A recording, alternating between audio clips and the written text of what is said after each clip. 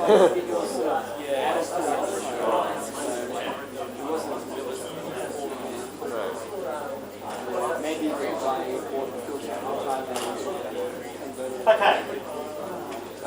I'll make a start. Whatever makes stuff easier. I fixed my leak. So we finished strategy. Now we're going to it's sort of drifting into marketing. So let's get into marketing. Marketing is about four major sections: product, price, distribution, and promotion. They call it the 4 Ps: product, pricing, place, and promotion. They're the 4 Ps, but distribution makes a lot more sense than saying place. So today what we're going to do is focus on product, and we'll look at product development and innovation, and then maybe we'll get into intellectual property, how to protect your intellectual property. So we will cover off that today, and we might start the intellectual property process as well. So let's have a look at product development, and I guess product development is all about innovations, innovating. It's an expensive process to create new inventions. It's a poor vehicle for starting a business, contrary to popular belief.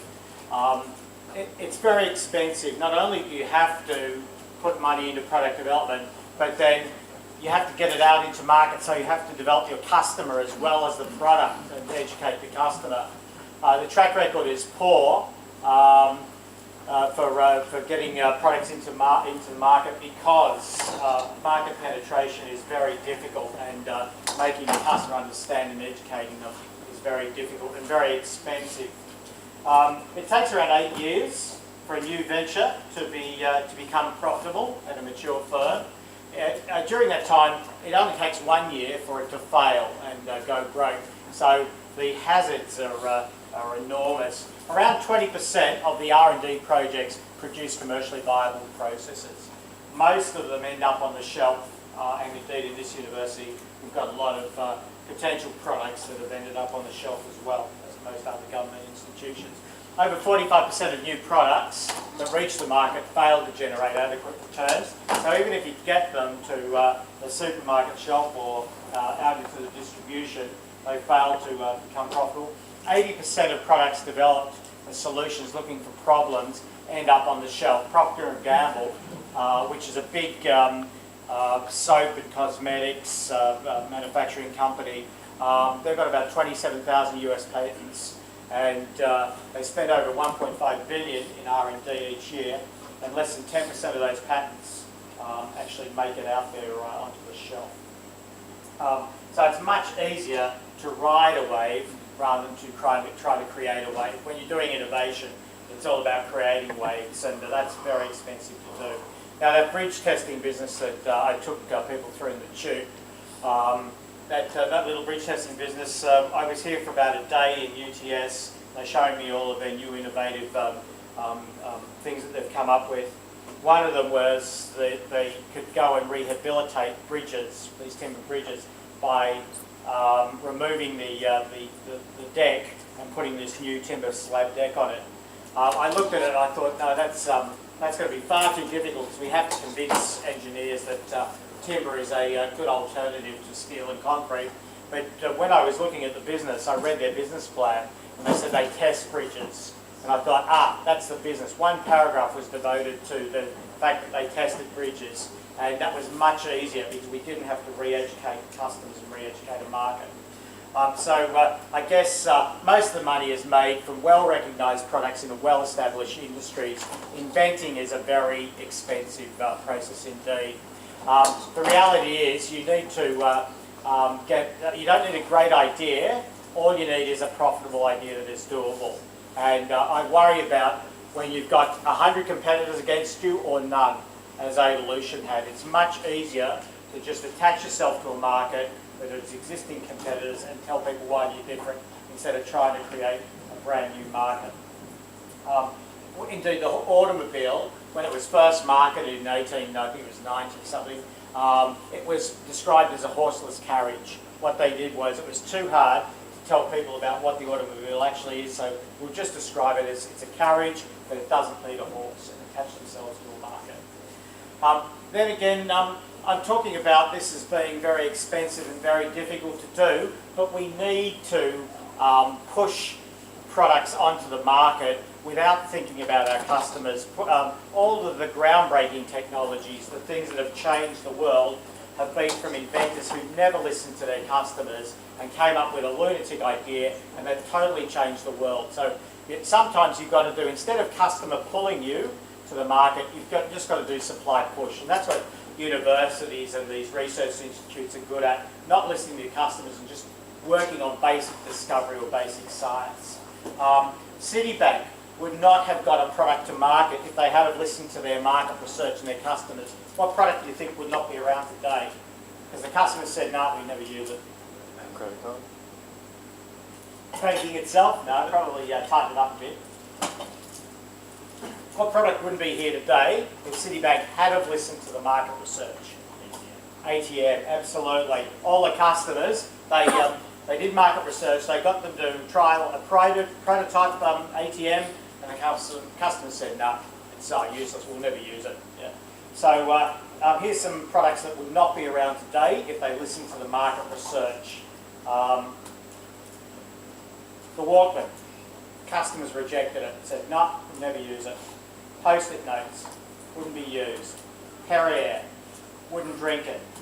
Red Bull, if they hadn't listened to the research, that would not be around today.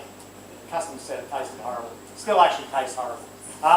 And 60% of our children's jobs haven't been invented yet. If you have a think about it, before the internet, a lot of our jobs will revolve around the internet today. About 20 years ago, those jobs did not exist. The top 10 in-demand jobs in 2010 did not exist in 2004. Yeah. So the world's evolving thanks to this thing, supply push, thanks to innovators and inventors rejecting what the customers say and pushing their products onto the market. Students are being prepared for jobs that do not exist using technologies that have not been invented to solve problems that are yet to surface. So you have to keep going back and re-educating yourself to stay in touch with the market, because the world changes and the market changes very quickly. So on this map here, this Ansoff matrix, where is innovation here?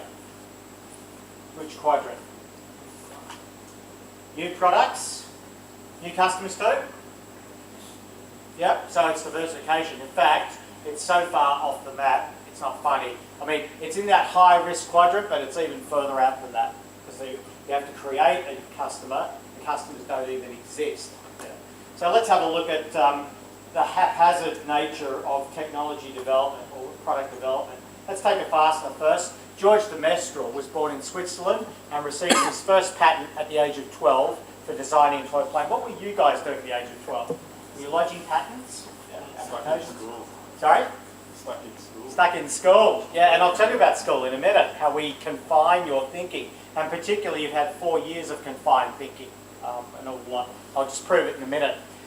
During a walk in the woods with his dog, this engineer in 1948 noticed that his coat got a lot of burrs caught on it, and so did his dog's fur, got a lot of these burrs caught on it. So instead of him just walking away from this, his curious mind decided he'll put this thing under a microscope and have a look what was doing this. It was covered with hooks. He saw that the burr was covered with these hooks. And it grabbed onto any sort of clothing or fibre or animal hair.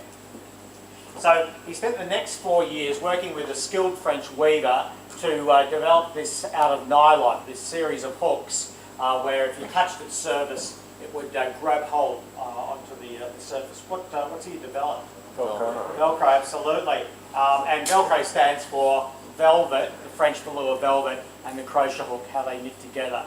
And it's used pretty much everywhere, but it was quite a haphazard discovery. It's used in NASA to hold things from drifting off into space when they're doing spacewalks. It's also used inside the astronauts' helmets, so it scratches the noses and chins, they get itchy. The internet, haphazard development, the internet. During the mid-1960s, at the height of the Cold War, where it was communism versus capitalism, the US was worried about an attack, a strike from the USSR, launching a nuclear strike at the Pentagon. if all of the hardware and all of the computer machines were centralised in the Pentagon, they were worried about it being taken out with one missile. So they decided, for the safety of the US, let's spread the computers all over the US so it's harder to hit exactly one installation. The internet was an unplanned, unsystematic development of three underlying technologies, which were over the space of about 30 years. It was created mainly by scientists and engineers in research institutes and universities working for the US Defence Department. In '69, the country's first computer network was established. A remote network was established in '69 with software designed by a group of uni students. Then the first emergence of what we call the internet was ARPANET, used by the research students. The first email address appeared in '72 with the @ symbol on that ARPANET system. Then the Swiss laboratory, the CERN, the Nuclear Research Institute, picked it up and it became the World Wide Web in 1989. And it was an overnight success, but people forget that it was a haphazard development. It was the emergence of three different technologies: the TCP/IP protocol, the hypertext markup language, and the Mosaic browser. Those three converged to become a killer platform technology. And it was commercially released in 1995, and then there was a massive market expansion after that. It was quite poorly defined, but then it attracted hordes of entrants once it was defined. And everybody thinks it's an overnight phenomenon. It took 30 years to become an overnight phenomenon. So it's quite a haphazard approach to developing new products and innovation. This is fraught with danger too. Innovation tends to fail because you're looking at both an uncertain product that's continually evolving, but you're also looking at an uncertain market. And the failure rate for radical innovations is extremely high because you're defining both the product and the customer at the same time. It's very, very difficult and they're evolving. Adoption rates are usually very slow. That sends you broke. It's impossible to pick the right design straight away because the customer's evolving too. There's lots of product variants and lots of entrepreneurs in it, and everything's continually changing. So it's a very difficult stage of a company's life.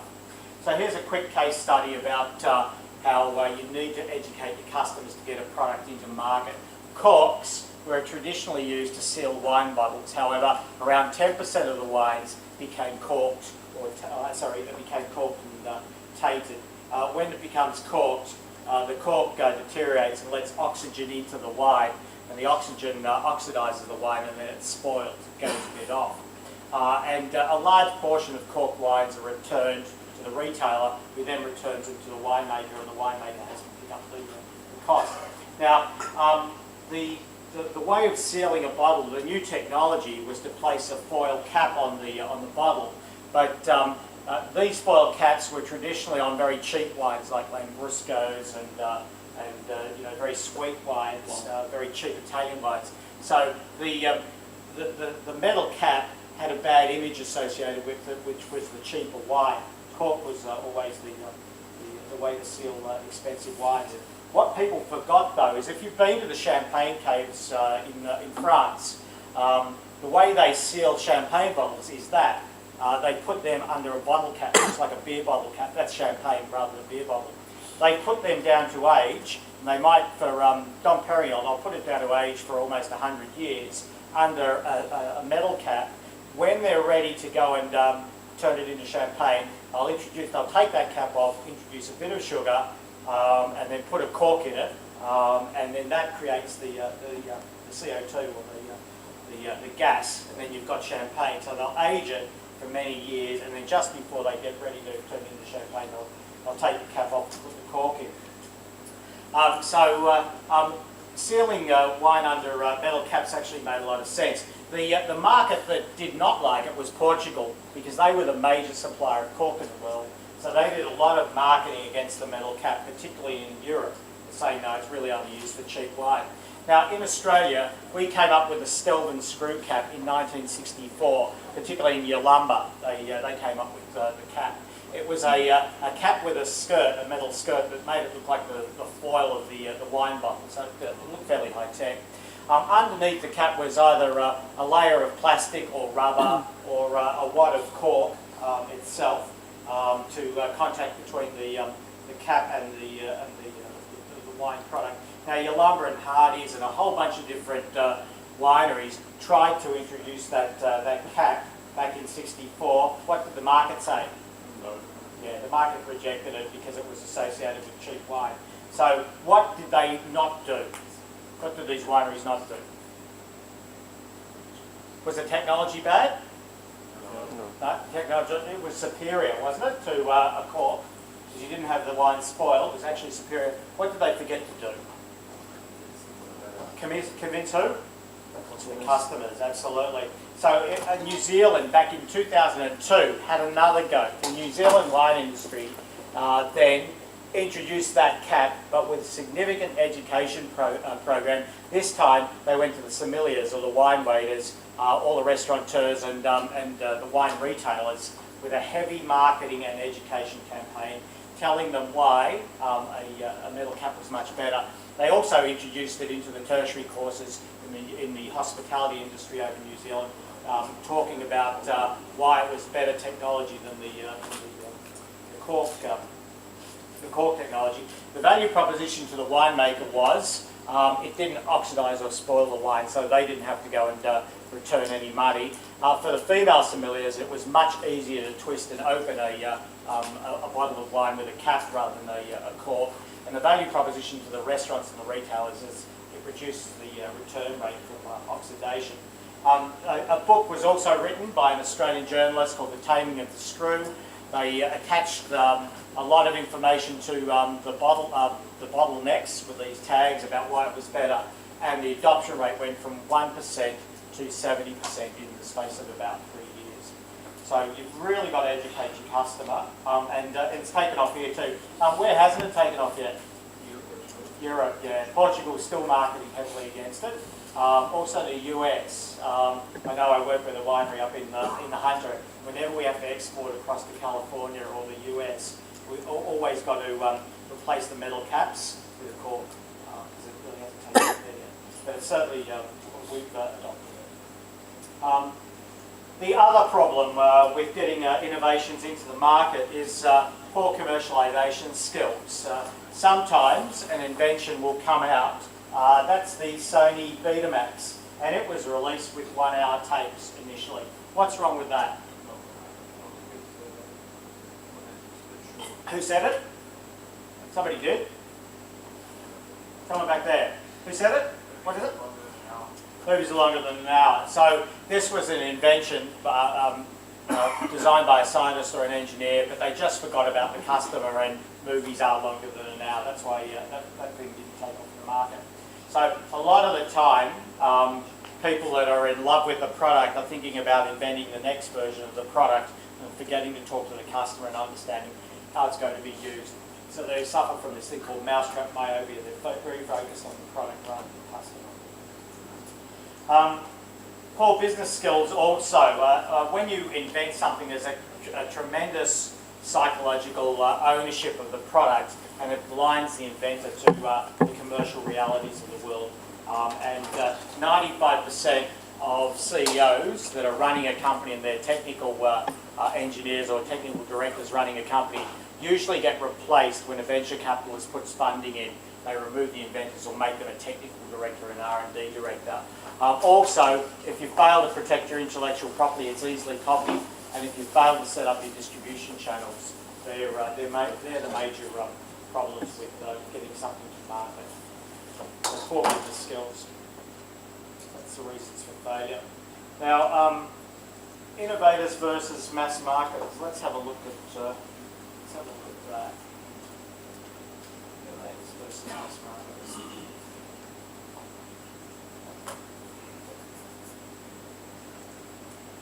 Innovators are operating here at this part of the life cycle curve, the cumulative life cycle curve. So they're only dealing with a few customers out here. They're dealing with the innovator and the early adopter type of customers. the early adopters will then usually sell to the early majority. They'll adopt the products, and the sales will be mainly word of mouth. So you don't have to spend a lot on advertising at this part of the life cycle curve. What you do have to be is a good technologist or a scientist and have a deep knowledge about your product, because you're continually reinventing your product, and as your customer's changing, you're changing too. So you have to be a risk taker and be extremely flexible at that part of the curve. You've also got to keep redeveloping and finding new market niches and continually changing or continually being flexible. So up at this part of the curve, or down at this part of the curve, you don't go broke, because you can charge what you like for the product. If it's very customised and you're continually changing, you can charge what you like. Yeah? When plasma TVs came in, or these LCD big screen TVs came in, how much did they charge for them? 10 to 15. Yeah, it was. It was up to around the 15,000 mark when the first ones hit.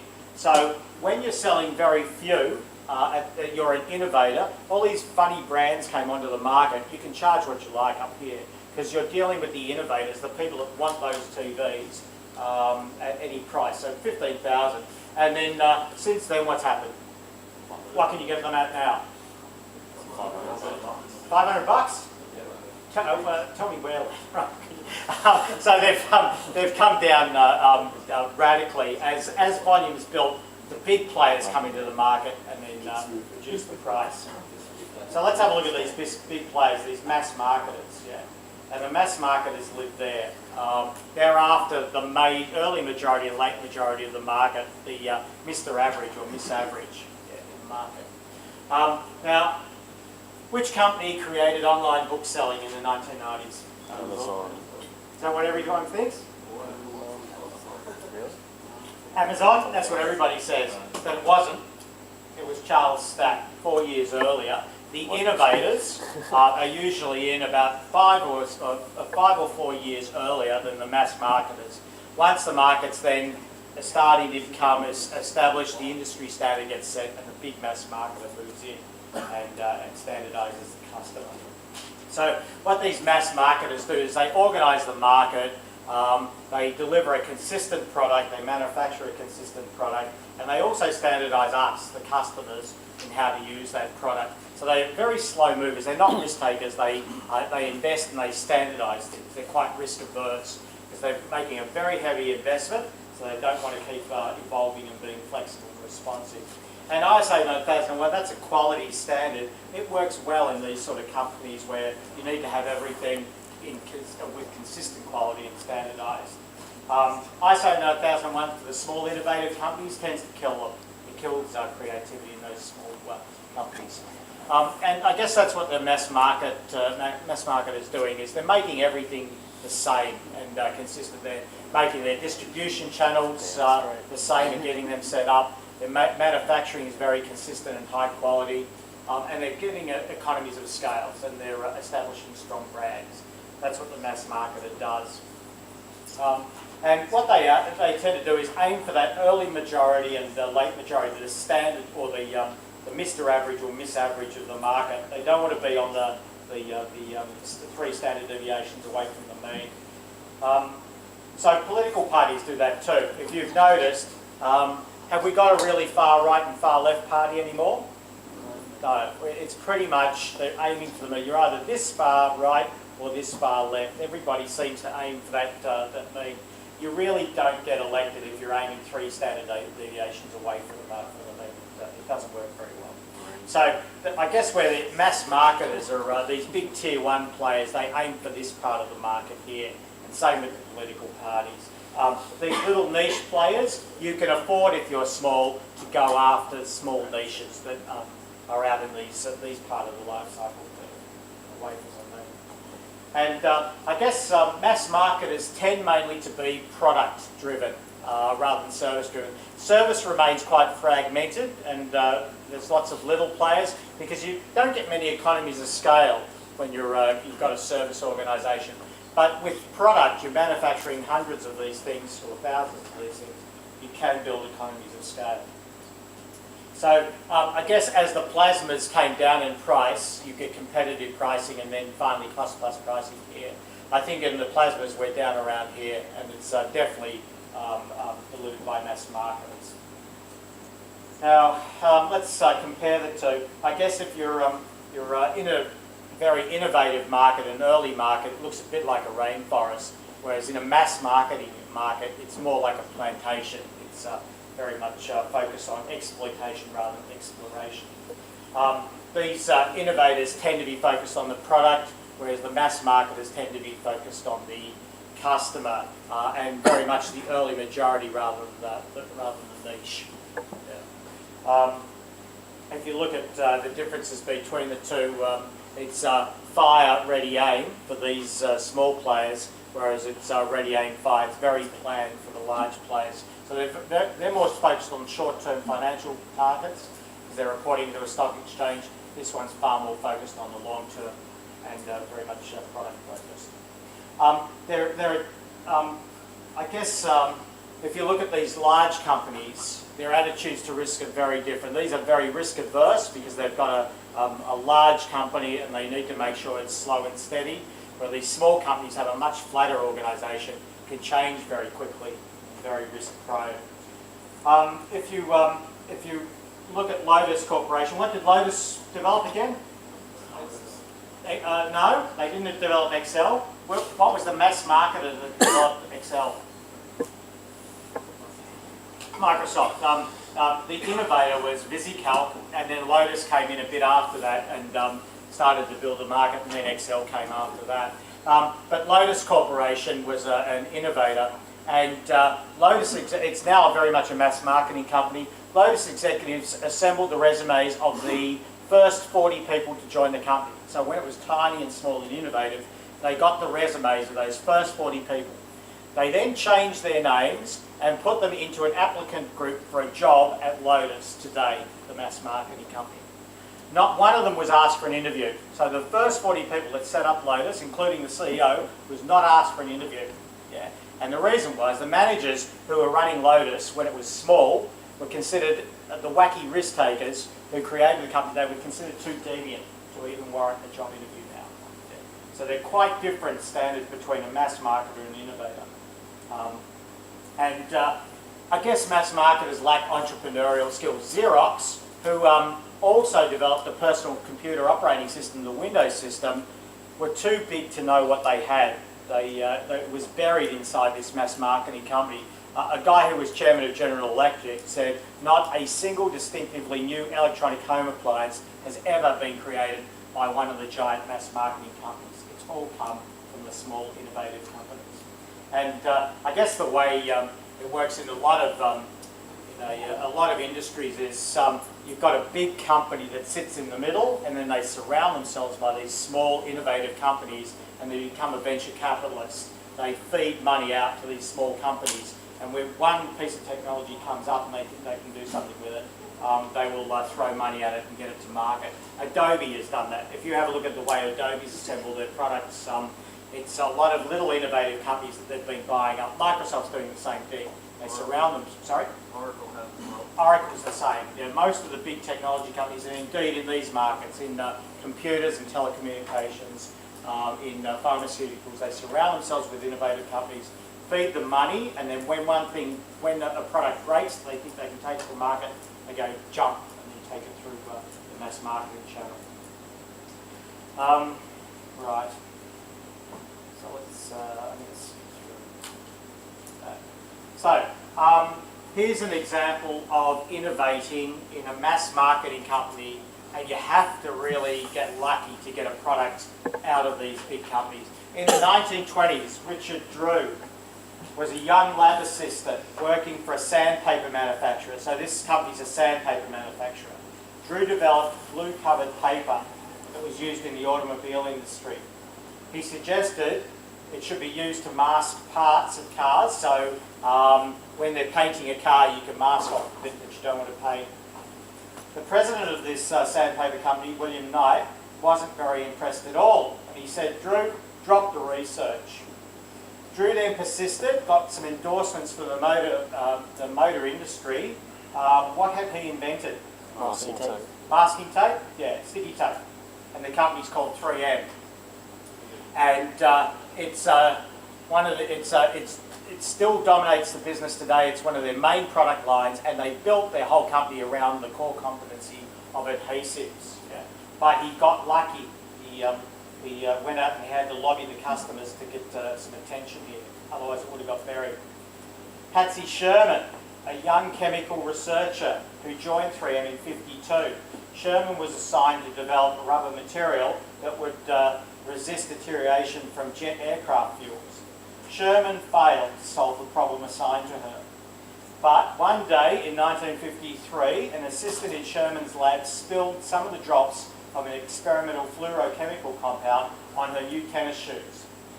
The assistant was annoyed with her inability to clean the drops off with soap, alcohol or other solvents. What did she invent? What? No. Teflon? No. Scotch Guard. Yeah. Sherman was fascinated with the amazing resilience of this experimental compound. With the help of a fellow 3M chemist, Sam Smith, Sherman began to develop a fluorochemical polymer that could repel oil and water from fabrics. In '56, they released Scotch Guard, and it's remained the market leader ever since. So again, they got lucky that they had to push. In '68, Spence Silver, a chemist at 3M, was trying to develop a strong glue, but his new adhesive was super weak instead of super strong. The glue could stick and come unstuck without ruining the surface of without ruining either surface that it touched. One Sunday in '74, Art Fry, who was a new products developer at 3M, was singing in the church choir. He had little pieces of paper that was used to mark the spots in his hymn book where he was singing, but they kept falling out. Anyway, he attended a presentation from Silver, and he realised that this new adhesive could stick his little bookmarks in his hymn book and not ruin the hymn book's pages. Fry prepared some samples of the bookmark, which his technical colleagues started using in the laboratories as notes. They became instant addicts in the laboratory, and they started demanding more samples.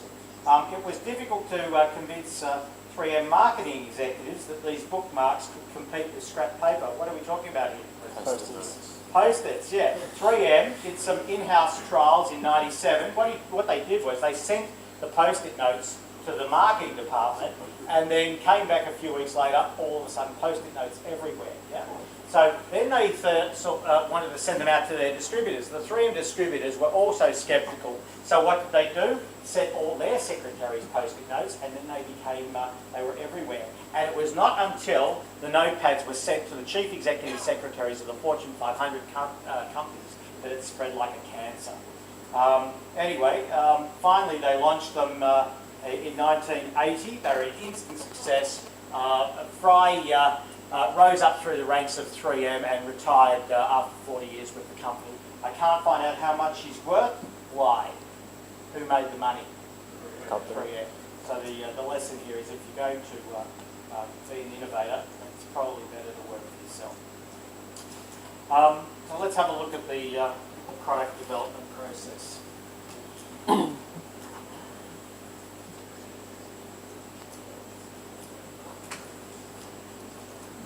First, you've got to start with an idea, and these pictures will be products that have failed as I go through.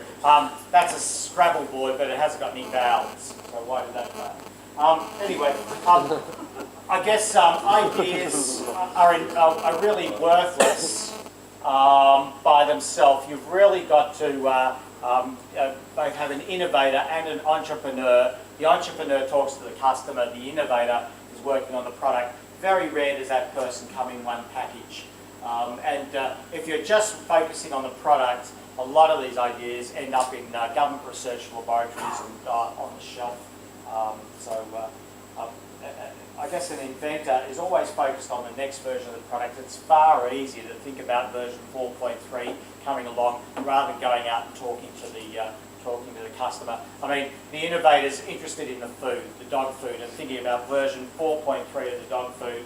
Let's put some more more vitamins, more minerals in it, let's make it better. But the entrepreneur goes and talks to the dog, and if it finds out from the dog it tastes like shit, nobody's going to eat it anyway. And Kellogg's released a breakfast cereal called Breakfast Mates. It was a small packet cereal, it contained a small container of milk and a spoon. So in that packet, half the packet was a cereal, half the packet was milk, and then there was a spoon. So you rip off the thing and you'd have an instant breakfast. It failed. Why did it fail? It was a researcher that developed this. They didn't talk to the customer. What was the reason that it failed? Warm milk. Yeah, nobody likes warm milk. So you really need to have the customer involved when you're developing these products. And I guess you also got to be creative to come up with these new ideas. Creativity peaks in kindergarten when you're a small child because they think outside the square. They're not confined. We have this school system that confines your thinking, and you have really confined thinking for the last 4 years. We focused on which bit of your brain? The left, yeah. We've just totally ignored the right side of your brain, which is where most of the creative ideas come from. I guess I saw this study done of a kindergarten class in the US and one in Japan. What they did was they talked to the kids in the kindergarten. They said, look, draw your family. And the kids in Japan, even at the age of about 4, all sort of 4 or 5, all huddled together and worked out, let's draw some stick figures, mum and dad, and the kids, but black and white and stick figures. And their work all sort of turned out the same. In the US, they did the same thing. It was all out of control. Nobody talked to each other, and they went off and it was all colour everywhere and things that didn't even look like people. But at least, I mean, in one culture in Japan, the creativity's been confined a lot earlier than it is in the US. So that's when you're most creative, when you're at school. I guess the dominant focus of our education system, what are the 3 R's? What is it? Reading, writing and arithmetic. There they are, all on that side of the hemisphere. That's what we're focusing on. And as engineers, we've been teaching you about this, analytical thought and systematic thought and very sequential and orderly thought. It's all about being argument orientated. We've totally ignored this bit, totally ignored that bit. That's what I'm trying to make you exercise a little bit. What we've been teaching you is formulas and theorems and paradigms. Yeah? These things called paradigms. It's a way of looking at the world, and we're teaching you not to think outside those paradigms. If you don't believe me, read to yourself the text out loud. Just look at the text coming up and just quietly to yourself read them. Read that one. Just quietly to yourself. And then read the next one. And let me read it to you. Once in our lifetime, a bird in the hand. Yeah? Who missed that? Yeah. You've been very good engineers. Yes. And I guess ideas are about trying to think of things, something new. The best ideas usually come from here, as far as I'm concerned. You can look along this thing, the supply chain, and look for new technologies and ideas by looking along there. You can look also along here. And when I'm in a market and I'm stuck for something new, which bit do I look for that I can find new and original things coming from? That's the best one. This is great. The customers are the best for looking along the supply chain, but that's where the radical things can come from. Because you take a substitute technology, and when you have a look at this self-storage business later on in the product, that's exactly what I did. I looked for the substitute industries and ripped some technology out of there and applied it. So that's where you get some really radical innovations coming from there. And finally, research-based ideas. So that's probably the most important one. Let's have a look at, so that's idea generation. Then you've got to test the concept. Find the top 10 customers in the industry. If it's technology, you go to Microsoft and IBM and Intel. Show them what you've got and see what they think. Yeah? So you always get to the top 10 customers and show them the technology. Show them what you think. They're usually too busy doing their own thing to worry about ripping you off. A lot of inventors are worried about having their technology ripped off.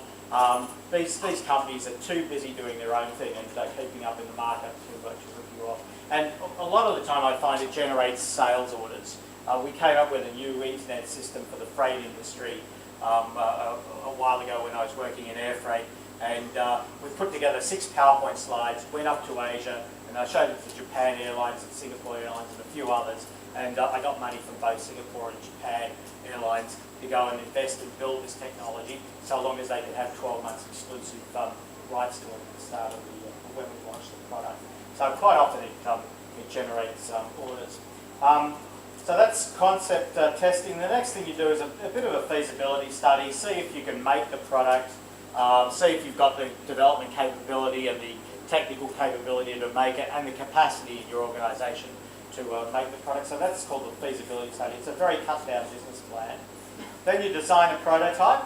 So you produce a functional specification to show how a product's going to work, a product specification to show how the customer's going to use it, how they will use it, and then a process specification to show how the product's going to be made.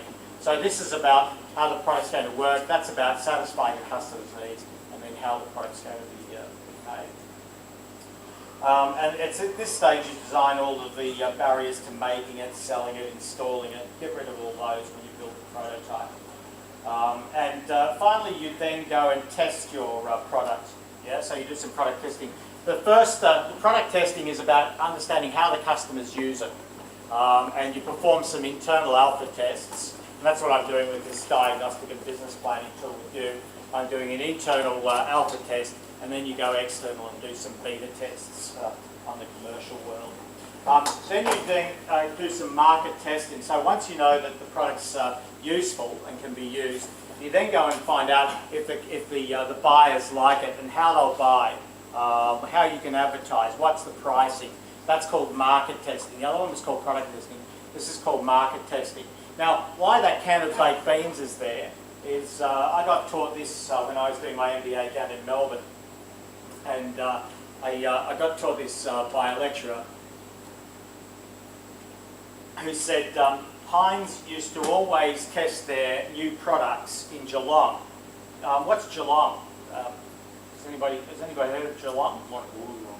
It's like a Wollongong. It's a satellite city to, like Wollongong's a satellite city to Sydney.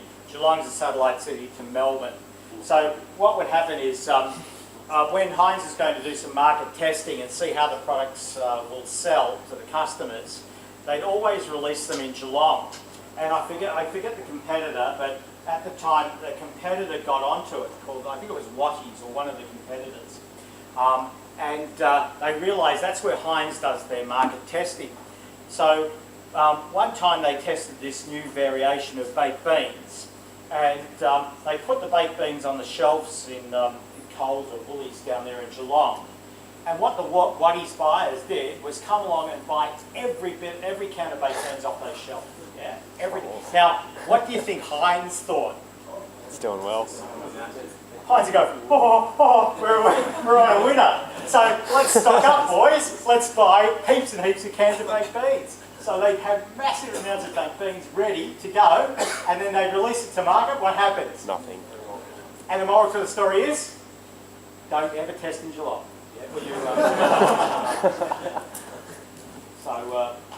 Anyway, so you do some customer testing, then you launch the product, and it's kind of useful to give away the product and just get some reference customers, let them evaluate the product, let them see if it's acceptable.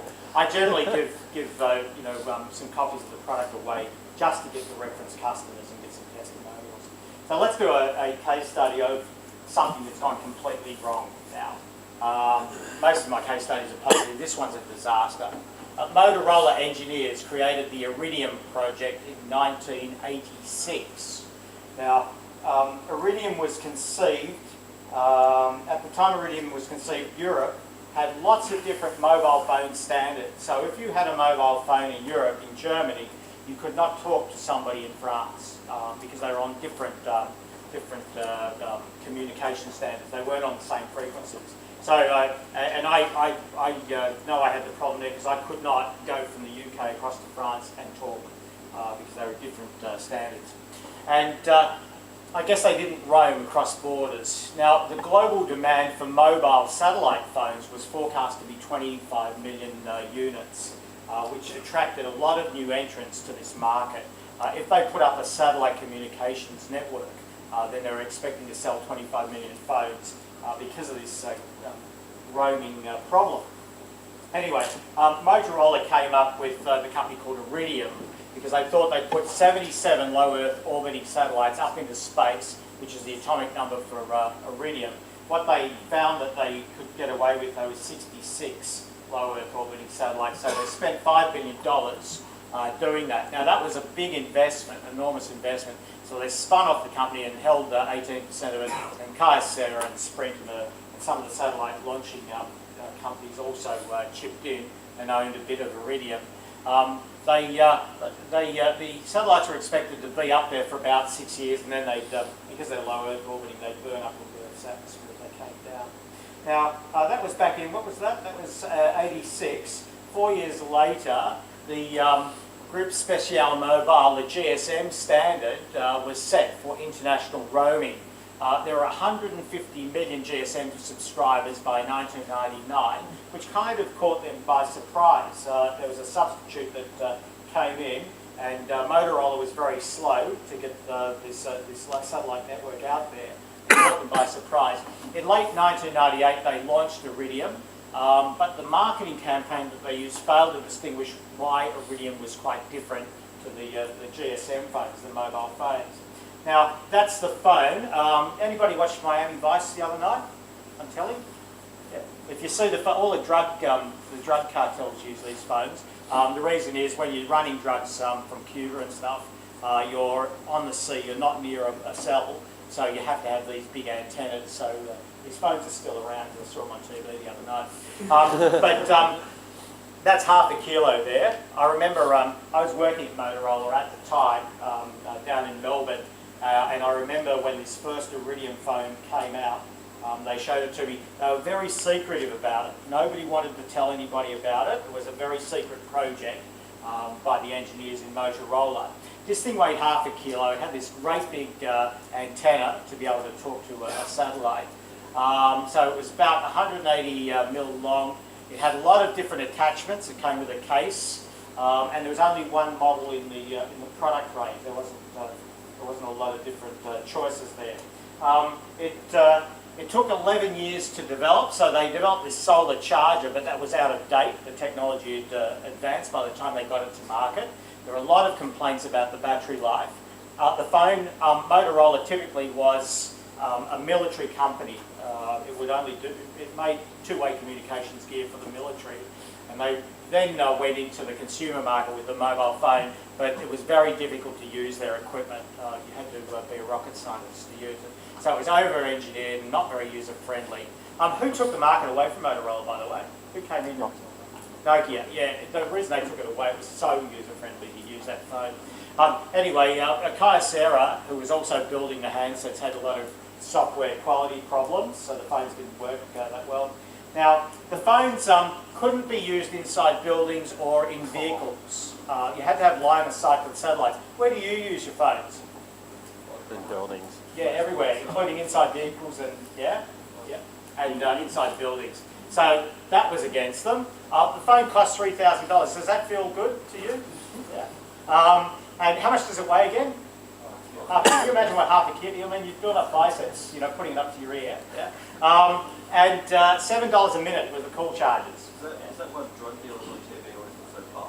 Yeah, probably. Yeah, they've got two phones. Yeah. Anyway, it was difficult to distribute this phone because their distributors that they were contracting were all the telecommunications salespeople in the world. Now, what are the telecommunications salespeople selling? Mobile phones. Do you think they want to sell this against the mobile phones? And the reason they got all of the telecommunications companies to go and be partners was they needed to pick up the spectrum because they needed to not only interface with satellites but also interface with the cellular network. They launched it in Europe, in China and Brazil, which already had GSM, and the substitute technology, which was the mobile phone, the GSM, was very much gaining popularity. Anyway, out of 1.5 million inquiries, these salespeople really didn't know much about this satellite phone, didn't convert them. So they only got 10,000 subscribers. They were very poorly handled in the sales process. They were short on demonstration phones, so nobody knew what they looked like. Iridium needed 400,000, not 10,000 subscribers to break even. It couldn't meet its debt payments. The company earned 1.5 million in revenue in 1999. It had to service a $100 million debt payment, and it had $3.4 billion of debt. I guess the old CEO was sacked, a new one appointed. He cut the prices and aimed for these, the oil rigs and shipping services, out in the middle of the Gobi Desert where these things were quite useful. In 2000, after 9 months, the company went bankrupt, and the satellites were moved into the orbit to burn up, into an orbit where they burn up, and that cost them a further $40 million. So let's work through it. It started with innovation. Now, the feature, the weight and the size of the phone, was that good? No. How about the range? How many in the range? One. Yeah, how many in Nokia's range? Many. Yeah, heaps. So was that good? No. How about price? No. How about location and the distribution? No, hopeless. Quality? Software problems, yeah. Reliability? Didn't work inside cars, etc. So that's one where they got everything wrong, and it cost them a lot of money. Shouldn't it have got to a point where someone said, no, this isn't going to work forward, or they got 3.4 billion? It should, but as I said, I was working in Motorola at the time, and they were so secretive. They weren't talking to customers, they weren't talking to anybody. Successor to it, because I've used the satellite. No, Kyocera now own a big chunk of the company, and it's still the Iridium phone, but they've just rebranded it. It's still exactly the same phone. If you don't believe me, just go and check out my own device. Yeah. Oh no, I've used one for... That's as much research as I've done. I made a project where I wired one up to a GPS receiver so I could send the location of the vehicle. I bet you it's a Kyocera phone. I don't know, there's some tiny module, but it was a horrible thing to use. They send you an email saying, this is what you wrote in text message. Getting one out of corner. Okay, so let's get on to intellectual property, and this is about patenting and protecting your invention. So say you've invented something, now we want to go and patent it and protect it. Do you think in Australia we're inventive? Yes. Yeah, how inventive? What have we invented? Wi-Fi. Wi-Fi. Sorry, Hills Hoist. Vegemite. What? Marmite? Lawnmower. Oh, the lawn. UK invented Marmite. Lawnmower, absolutely. The clothesline. We are brilliant at inventing. We are in one of the leading weight classes in the world for inventing. What are we hopeless at? Commercialising, yeah. So this will take 15 minutes. Let me give you the Australian inventions in order. Yeah. We'll do them in order. This can take a few minutes. I get one. We invented the boomerang. Other cultures threw sticks, ours came back. And the Japanese astronaut threw one in space and it still came back. It took a lot longer. Yeah? No. We invented the didgeridoo. And the woomera, which was used for hurling spears. That's why the rocket launching site down in Adelaide or South Australia is called the woomera. So that was an Aboriginal invention. We invented the first stamp, the first postage stamp in 1838, followed by the grain stripper to remove the heads of grain. So we've got sort of an agricultural theme, and we've got another theme flowing through most of our inventions. In 1850, we invented the first fridge to cool beer. In 1856, in Tasmania, the first secret ballot. All other voters cast their votes by holding up their hands or passing papers in public. We put the first secret ballot into action in Australia. In 1858, Aussie rules, the first codified kicking game, predating rugby, soccer and gridiron. The first codified kicking game. The first underwater torpedo in 1874, followed by the stump jump plough, which jumped over stumps and stones as it was going through the field. The first shipboard refrigeration plant used to export meat to the UK from Australia. In 1882, the combine harvester. So again, we got very much an agricultural bent to our inventions. Then the forerunner to television, believe it or not, in 1885, followed by an electric drill, not to drill wood, but to drill rock in 1889. And then the radial rotary engine, which was later used in the aviation industry. Lawrence Hargrave invented that in 1889. Who invented powered flight? Wright brothers. The Wright brothers, yeah? Australian or American? Absolutely wrong. The Wright brothers did not invent powered flight, we did. That Lawrence Hargrave, he invented the first box kite, and it was assembled using 4 kites together with an engine. It flew a few metres, 5 metres, before the Wright brothers. Who claims that they invented flight? Are we not useless at commercialising and marketing? Hargraves was ahead of the Wright brothers. He then sent them an email or something. And differential gears in 1897, followed by the forerunner to the cassette recorder, the teleprinter that recorded messages on tape, and then the Dreiserbogen in 1898. The notepad at the turn of the century, other people just used separate sheets of paper. We glued them together and put a piece of cardboard on the back. Then the froth flotation process in 1903 to separate minerals, followed by, before Hollywood, the first feature film, an hour-length film about the Kelly gang in 1906, before Hollywood. Then the first life-saving reel, and the first victim it was used to save was Charles Kingsford Smith. Who was Charles Kingsford Smith?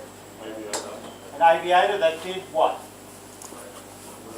The first, Pacific, wrong ocean, but he did the first crossing there in 1928.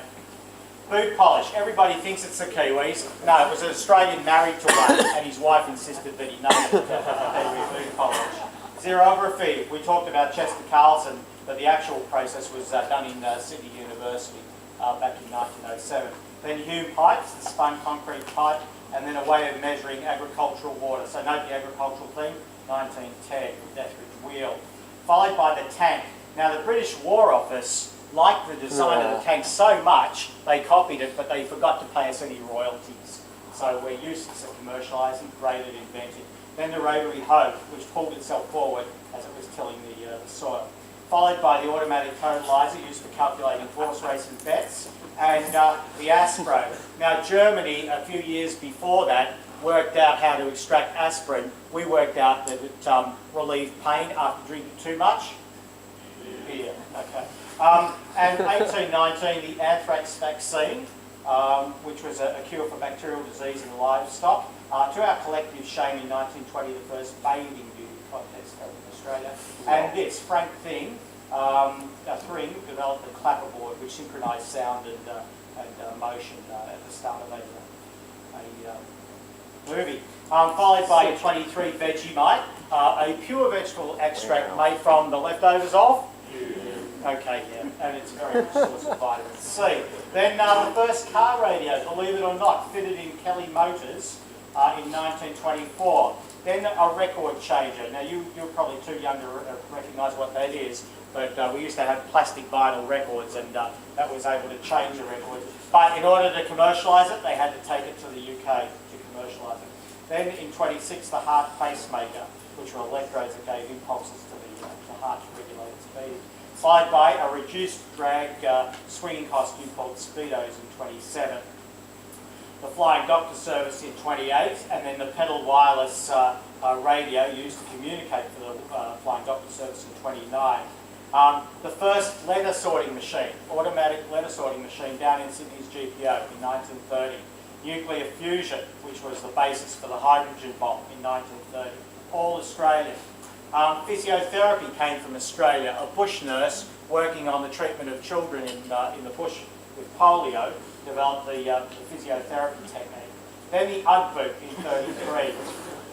Up in the Blue Mountains, most of the shearers wore them. The Ford plant in Geelong in 34, the first utility vehicle. Zinc cream in 1940, followed by a fork, knife and spoon all put together in this blade. Have you seen those? Yeah. They were quite popular.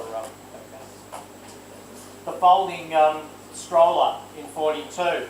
Then Flory extracted the drug, which was penicillin, in 44. It wasn't discovered here, but they learned how to distract it and use it in 44. Then, yes, you're right, the rotary washing line, Hill's hoist. All the casters on the chairs, Guy and Adelaide invented them. In 46. Followed by cloud seeding in Bathurst in 47, a way of creating rain by seeding it with dry ice and silver iodide, done by CSIRO. In 1950, used in virtually every plane around the world, this DME, this distance measuring equipment in the cockpits of planes. Followed by, in 51, the Chico roll. Now, there's actually no chicken in it.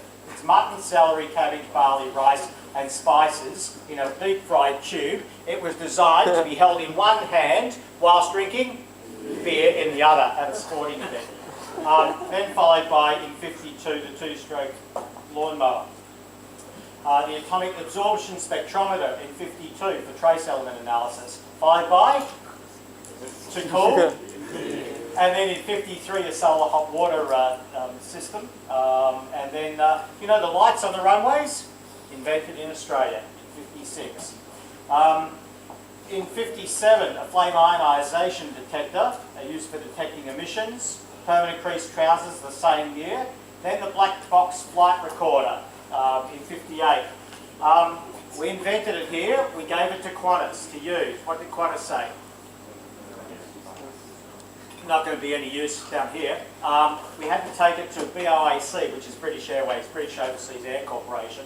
They looked at it and they thought, wow, this is great, and then commercialised it. So again, it's not the invention part we're weak at, it's the commercialisation.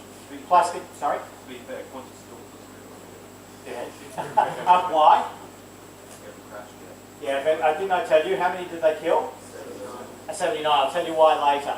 In another lecture. Sorry? You said you'd tell us later last time. No, in one more lecture. Just, I know you're keen, but just, cross your legs or something. Plastic spectacle lenses in 1960, which was 60% lighter than glass spectacle lenses. Then the ultrasound for looking inside bodies in 61. All invented here. Then Aerogard in 63. Latex gloves, Ansel invented them in 65. Better let off outside the aircraft, but the inflatable aircraft slide in 65, followed by, and this is an interesting piece of technology, used mainly by students.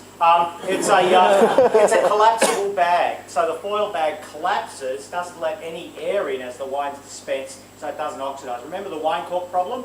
The bag collapses on the wine, so it's quite an interesting piece of technology. Sorry? Gurney. Yeah. What's Gurney? Goon bag. A goon bag. Yeah, you haven't heard of it. No, I think I'll write it down. What's a Gooney bag, is it? Okay. I obviously don't get out with Gen Y's much. Thank God. The variable ratio rack and pinion steering, Bishop, Arthur Bishop, or Bishop steering, invented that. Then the stay sharp knife, invented by Wilshire in 1970, and because of the stay sharp knife, they invented the first microsurgery operation in 1970, and then the orbital Sarich with the orbital combustion engine in 72. So we've been pretty inventive. Let's do the last 30 years or so. Shook boom got compressed into pellets, and that's dynamic lifter in 72. Then the pop-top can. I went over to it's like UTS, but it's over in Manchester in the UK. And it's Manchester's technology university, and they only have a few faculties like we do. And they've got a very successful commercialisation operation there. They take student and researcher IP, and they've spun off so many companies on the London Stock Exchange, it's not funny. And I said, look, what do you look for in a great opportunity to commercialise? I said, do you look for the latest robots or nanotechnology? And he said, no, we just look for a pop top on something very simple like a ring pull on a can. That's what we're looking for. And I said, well, we invented that, so too bad. We invented the first in vitro fertilisation, or the first IVF pregnancy, followed by the first frozen embryo baby. I couldn't find a picture of this one. Streaking, we invented streaking in 74 at a game between England and France. The Interscan microwave landing guidance system, still used in the airports around the world. The instant zip boiling heater in 75. Electronic ignition in 76. Mates of mine did this down in Melbourne. Mould flow, a plastic injection moulding software in 78. Then Cochlear, the bionic ear, that was a University of Melbourne development in 79. Synrock, a way of storing nuclear waste by liquefying it and then compressing it into a rock in 78. Racecam in 79, lightweight camera mounted on a car. The first synthesizer, the Fairlight synthesizer in 79 too, which set the electronic music industry alight. And then this thing called the Shrimp was developed by Australian National University down in Canberra. They've sold many of these things for millions of dollars each all around the world. It's like a time machine. It measures the age of rock samples at a very high accuracy. The wave-piercing catamarans in 1980. Hercus is the designer and Clifford's the guy down in Tassie that built them. Then the circuit breaker in 81. This saves 32,000 litres of water per household a year, so in 82 the dual flush toilet. The wing keel in 83, which broke America's dominance of the America's Cup. Then the baby capsule in 84, all in Australia. The most efficient solar cell in, I think it's New South Wales Uni, 20% efficiency. Then this Dynasphere lightning protection device that's sold in over 30 countries in 85. Gene shearing in 86. Plastic banknotes, first in the world in 88. Biological pesticides rather than chemical pesticides in 88 too. This we did with some teams in the US and Europe, but an anti-flu virus drug in 89, but that wasn't just us, that was a few others too. In 92, a multifocal contact lens, and so you can see both short and long distances. Mach 8, we achieved the 8 times the speed of sound up in Queensland Uni in 92, and then the scramjet, which produced more thrust and drag in 93. ResMed with their snoring prevention device in 93 too. Spray on skin, that's Dr. Fiona Woods. If you get burnt, that increases the skin's ability to regenerate itself. It brings down that period. Photonics over in the technology park there over in Redfern in 94. Metal Storm's an interesting one. What's the problem with Metal Storm? It can fire 1 million rounds per minute. Sorry? You think you're getting on eBay and buying one now? What's the problem with Metal Storm? Reloading. Not reloading? Reloading's a problem. It's what? Carrying the ammunition. Carrying the ammunition? Yeah, it's the recoil. You think that thing firing 1 million rounds a minute, you'd have to have it very, it's just breaking its mounts. Even if it's mounted on a tank, it just propels the tank back. So that's the problem with Metal Storm, but they're working on it. A guy up in Queensland, I think it was Brisbane, picked up a garbage in the churchyard and stuck himself with a needle and invented from that a retractable syringe where the needle retracts back with a spring into the syringe. So that came from an accident. A way of controlling the rabbit population. Is that working now? Police virus? No. No, not, at least not where I live, that's for sure. A cervical cancer vaccine in 95, and an optical anti-counterfeiting technology in CSIRO in 95 too. Now, here's my favourite, the Jindalee radar system. The US spent 11 billion with a B, right? 11 billion developing an aircraft that could not be detected by radar. Australian scientists then spent 1.5 million with an M to detect the turbulence behind the aircraft. No. So it turned it into nothing more than an unusual looking aircraft. Anyway, in 98, the skin polar probe to detect melanomas. Nong Zhang in this engineering faculty worked with a crowd over in WA to develop this, or to work on this kinetic suspension system. He didn't develop it, but he enhanced it. And that led to Mitsubishi's domination of the Dakar Rally for many years.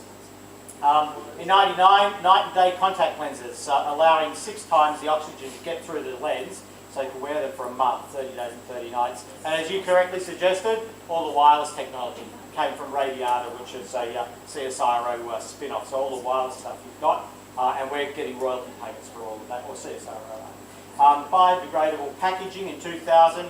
2004, the Stop Shot glass, which is good for anti-terrorists. Google Maps came from a small Australian company, from 2 guys, I think they're from Sweden or somewhere like that, but that's where Google Maps came from. And then tank breed tuna. We've got a world shortage of bluefin tuna, and finally we've worked out in South Australia how to put them in a tank and breed. So we punch in a very heavy weight category for inventions. What we're not good at is commercialising. So let's have a look at how to protect things. If you've got some intellectual property, and some of you guys and ladies will come up with some intellectual property that you want to protect, let's have a look at how to do that and what protection you should choose.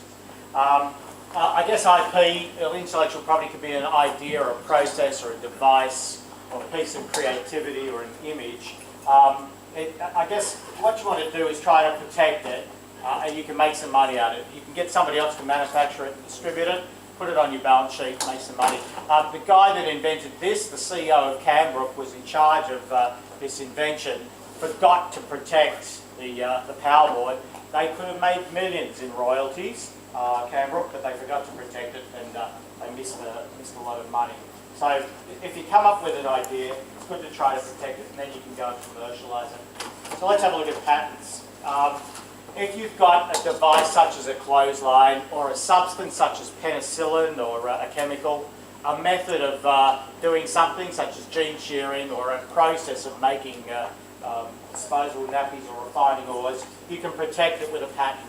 Also, if you've got a breed and come up with a 3-legged goat or something like that, you can protect that breed, or a different breed of orchard or something. What's that? Rice. What sort of rice does it look like? That's actually basmati rice. It's a breed of rice. Who's heard of basmati rice? Yeah? Who likes it? Who did you say likes it? A lot of Indians eat it, absolutely. And the company that holds the patent for developing that rice is a company called Rice Tech in the US. And it's been suing India for every grain of rice that they've been producing and eating. It's been trying to claim a royalty for each grain of rice. It's been in court for something like 30 years. Who's actually making the money here? Lawyers. Patenting and intellectual property is a game for lawyers. That's who makes the money, not the people that hold the patents. So if you have a mathematical model or a plan or an artistic creation or a purely discovery mental process, you cannot patent it. A discovery can't be patented, such as E equals mc squared. Einstein cannot patent that formula.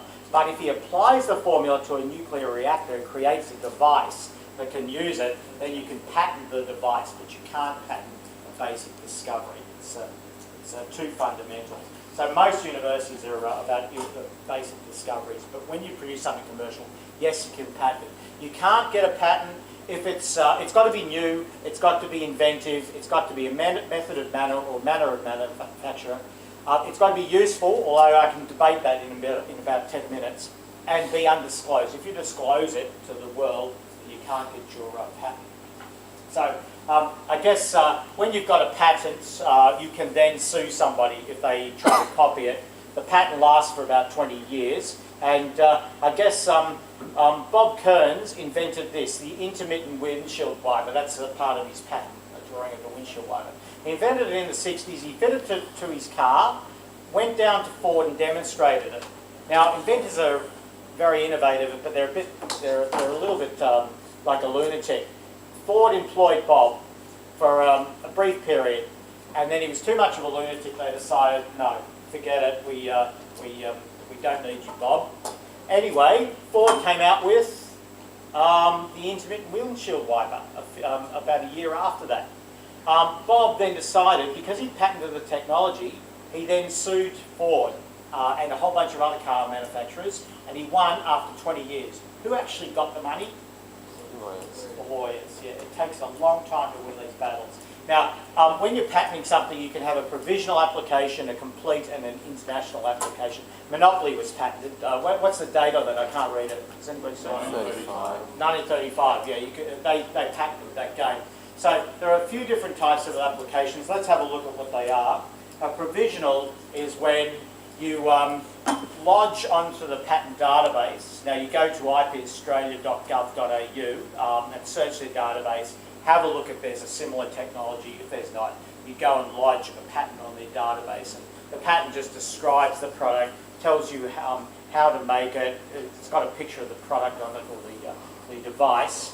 And you can lodge it for 12 months in a provisional manner. It gives you time to assess whether you can make some money out of it. So you can assess whether it's going to be commercially viable or not. Now, if you decide to pull it off the database at the end of the 12 months, IP Australia won't publish it to the world. So it's just secretly held on their database and they don't publish it to the world.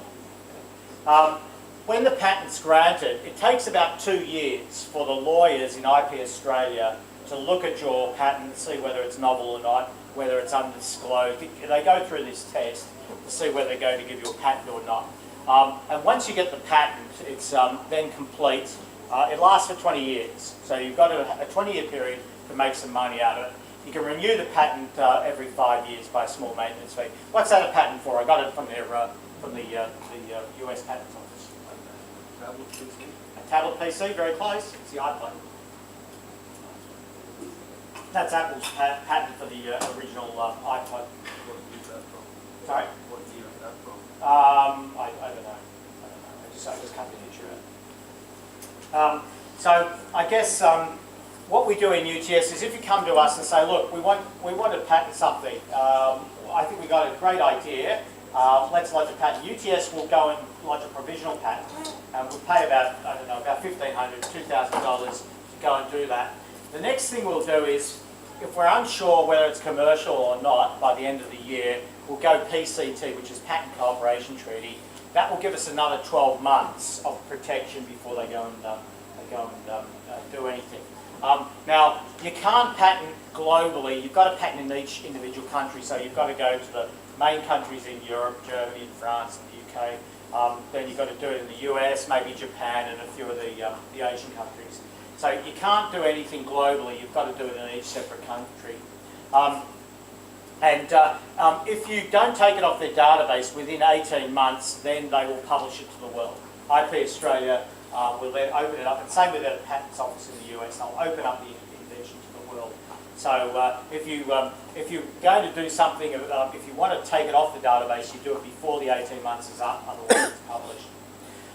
I guess you can put patent pending all over your product. That says, you've seen these toys with patent pending on it. That's saying that I haven't got the patent yet, but if you go and copy me, I'm going to sue you once I get my patent. I've got no legal standing at the moment, but when I get my patent, that's when I'm going to sue you. Yeah.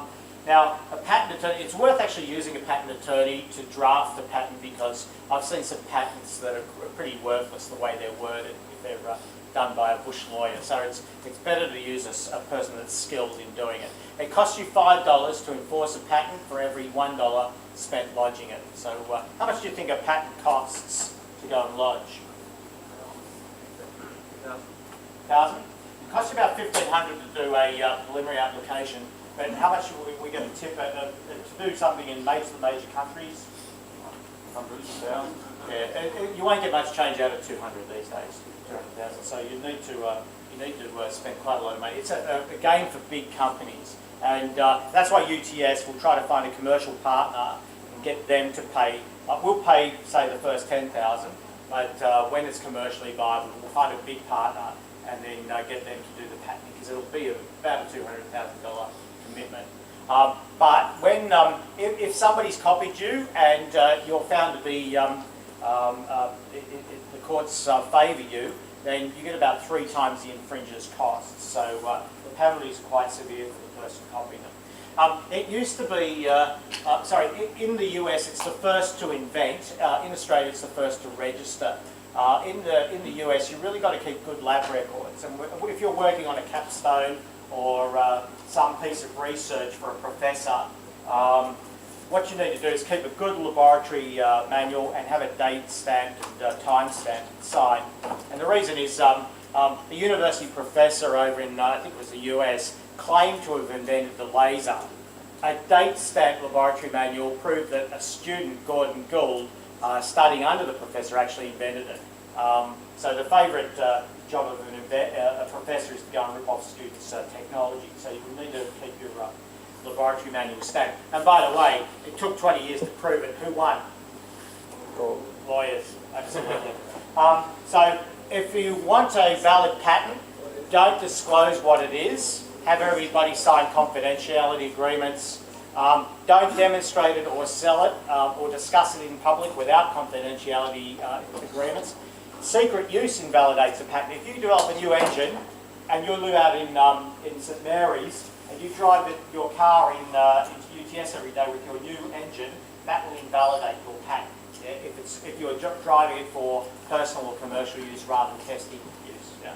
So just be careful when you're testing your technology, because you could invalidate your patent. As I said, the first 12 months is only $1,500. Then if you go to all the major countries, it's another $9,500. If you have to then get a complete application authorised in Australia and the US and most of Europe, that's what you're up for. So if you add it all up, it's about $200,000. And what you're doing is paying in Japan for a lawyer to go and translate it from English into Japanese.